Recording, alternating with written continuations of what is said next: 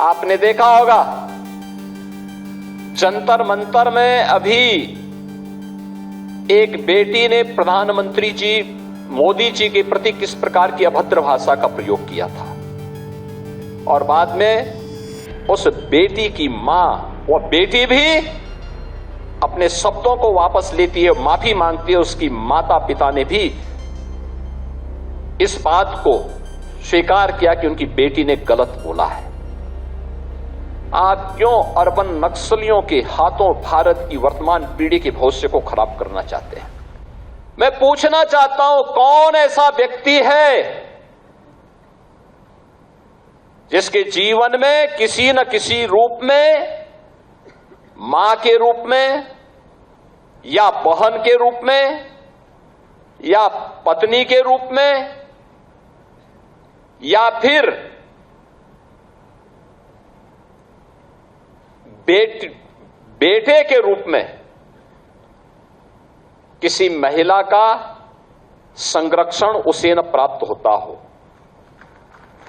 कौन ऐसा व्यक्ति है? क्या कोई बेटी पिता के बगैर है? क्या कोई बहन भाई के बगैर है?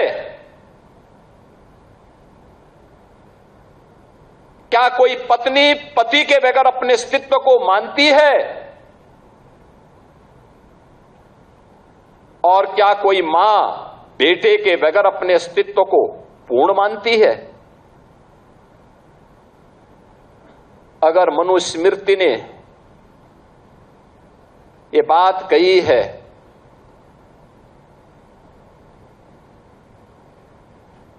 आप बताइए सही बात क्या है? और आप भारत के बच्चों को, भारत के नौनिहालों को उस दिशा में क्यों ले जाना चाहते हैं जहां पर किसी माता को या किसी अन्य व्यक्ति को बाद में लज्जित होकर के माफी मांगनी पड़े? आपने देखा होगा जंतर मंतर में अभी एक बेटी ने प्रधानमंत्री जी मोदी जी के प्रति किस प्रकार की अभद्र भाषा का प्रयोग किया था और बाद में उस बेटी की मां, वो बेटी भी अपने शब्दों को वापस लेती है, माफी मांगती है। उसकी माता पिता ने भी इस बात को स्वीकार किया कि उनकी बेटी ने गलत बोला है। आप क्यों अर्बन नक्सलियों के हाथों भारत की वर्तमान पीढ़ी के भविष्य को खराब करना चाहते हैं? क्यों भारत की विरासत को बर्बाद करना चाहते हैं? क्यों भारत के भविष्य के साथ खिलवाड़ करना चाहते हैं? आपसे एक जिम्मेदार नेता प्रतिपक्ष के रूप में अपनी सकारात्मक भूमिका की अपेक्षा देश रखता था, लेकिन आपने उन भूमिकाओं को भी बर्बाद कर दिया, समाप्त कर दिया है।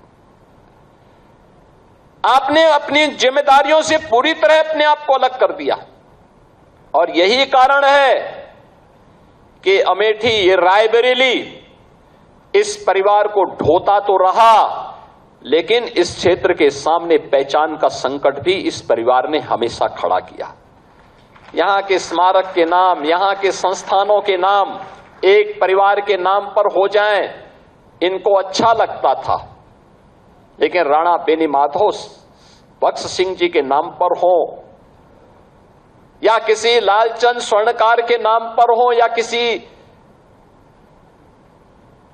महापराक्रमी बीरा पासी के नाम पर हो, ये कभी आपने या आपकी पीढ़ी ने कभी इसके बारे में सोचा नहीं।